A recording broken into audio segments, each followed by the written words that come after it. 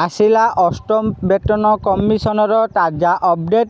एही कर्मचारी मानंकु मिलिबो बकेया 10 लाख टंका। आसंतु आज आमे जानिबा केउ कर्मचारी मानंकु लाभ मिलिबो। आसंतु जानिबा एही वीडियो माध्यम रे। आसंतु आज आमे जानिबा अष्टम वेतनर एही नुआ अपडेट विषय।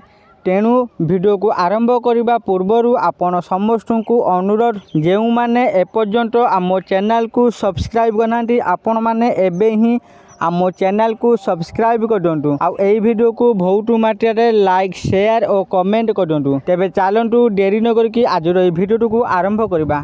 जदि अष्टम वेतन कमिशन सम्मुख में रखा जाइथिबा प्रमुख प्रस्ताव गुड़ी को पूर्ववर्ती प्रभाव में ग्रहण करा जाए एवं कार्यकारी करा जाए तेबे लक्ष लक्ष कर्मचारी बकेया परिमाण पाई परिबे। एही आलोचनार केंद्र रे जातीय परिषद जॉइंट कन्सल्टिव मेसिनारी एनसीजेसीएम रो कर्मचारी पक्षर एक सुपारिश रही। से माने अष्टम वेतन कमिशन पूर्वर 3.833 फिटमेंट फैक्टर रो प्रस्ताव देइछन्ति। गणमाध्यम रिपोर्ट अनुसार एही प्रस्ताव पूर्व आशा ठारू यथेष्ट अधिक। तुलना पाई सप्तम वेतन कमिशन 2016 रे 2.57 फिटमेंट फैक्टर लागू करथिले। जेतेबेले एही समय प्राय 2.0 फिटमेंट फैक्टर उपरे कल्पना जल्पना केंद्रित थिला। फिटमेंट फैक्टर हेउची मौलिक दरमा एवं पेंशन निर्णय करबा पई व्यवहृत प्राथमिक गुणक। फिटमेंट फैक्टर जेते अधिक हेबो दरमारे सेते अधिक वृद्धि हेबो। जदि 3.833 फिटमेंट फैक्टर को अनुमोदन करा जाए तेबे सर्वनिम्न मौलिक दरमा 18,000 रु वृद्धि पाई 69,000 पर्यंत पहुँची पारे। बकेया पाइबार संभावना कार्यान्वयन समय सीमा उपर निर्भर करे। सप्तम वेतन कमिशनर कार्यकाल डिसेम्बर 31, 2025 रे शेष होइतिला। परवर्ती समय 3 नवेम्बर 2025 रे अष्टम वेतन कमिशन गठन करा जाइतिला एवं एहार रिपोर्ट दाखल करिबा पई 18 मासर समय दिया जाइतिला। एहा सूचाई दिए जे कमिशन मई 2027 सुधा तांकर सुपारिश दाखल करि परिबे। साधारणतः रिपोर्ट दाखल एवं एहार प्रकृत कार्यान्वयन मध्य 3 रु 9 मास समय बीती जाए।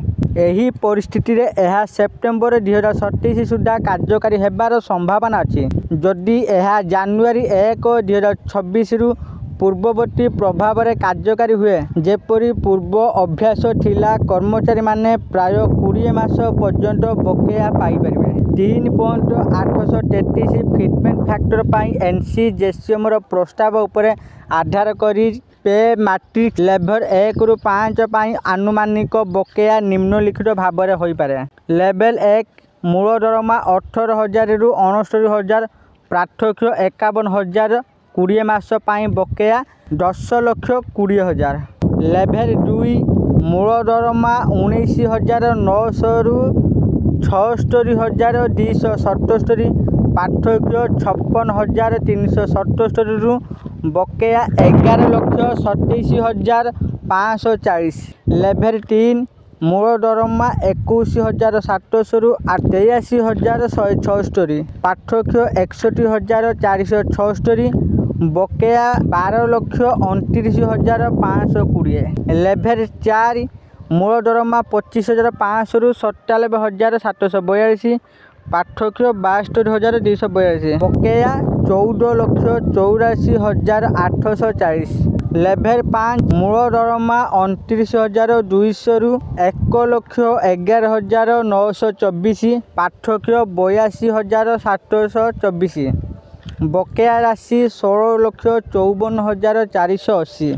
एही संख्या गुड़िक स्पष्ट भाव में सूचाई देउछि जे निम्न दरमा स्तर रे थिबा कर्मचारी माने मध्य लक्ष लक्ष टंका लाभ पाई परिबे। तथापि एही संख्या गुड़िक वर्तमान केवल प्रस्ताव और संभावना उपर आधारित। एही पर्याय 3.833 फिटमेंट फैक्टर केवल एनसीजेसीएम रो एक सुपारिश भाव में रही।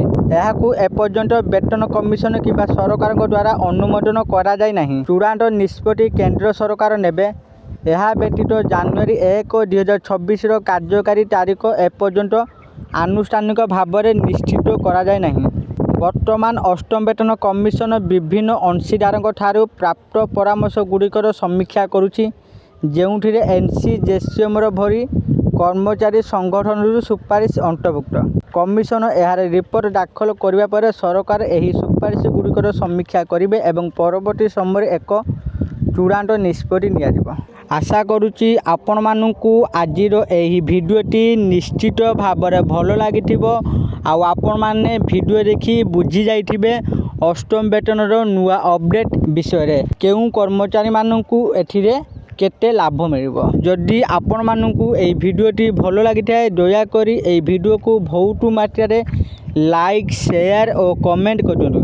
ଆଉ ଯେଉଁମାନେ ଏପର୍ଯ୍ୟନ୍ତ ଆମ ଚ୍ୟାନେଲକୁ ସବସ୍କ୍ରାଇବ୍ କରିନାହାନ୍ତି ଆପଣମାନଙ୍କୁ ଅନୁରୋଧ ଆପଣମାନେ ଏବେ ହିଁ ଆମ ଚ୍ୟାନେଲକୁ ସବସ୍କ୍ରାଇବ୍ କରିଦିଅନ୍ତୁ। ଆଜି ପାଇଁ ଏତିକି, ପୁଣି ଦେଖା ହେବ ଆଉ ଏକ ନୂଆ ଭିଡ଼ିଓରେ। ସେତେ ପର୍ଯ୍ୟନ୍ତ ମୁଁ ଦୀପୁ ଆପଣମାନଙ୍କଠାରୁ ବିଦାୟ ନେଉଛି। ରହୁଛି, ଧନ୍ୟବାଦ।